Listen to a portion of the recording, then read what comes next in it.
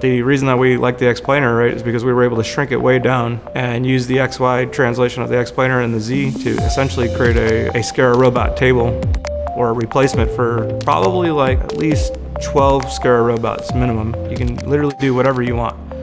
One of our biggest challenges is just space, right? So cabinet space is a constraint, tabletop space is a constraint. The thing that makes this one unique, the customer wanted to be able to not define anything ahead of time. So they want to give us a set of XY coordinates, and you could place them an infinite amount of time. So you could place 48 unique components like 1,000 times if you wanted to. And it can index a label within plus or minus 30 microns. And so one of the huge benefits of the XPlanar software is that you can draw in tracks. So essentially you make a table, and then you kind of think, how would I want the mover to move along a track if I could literally draw it onto this table? And that's what you do. This serves a really amazing purpose. It's going to help people in the future. It's a diagnostic product. It's fun, it's challenging to work with brand new technologies like on the bleeding edge. And that's what motivates me to come in and do the work.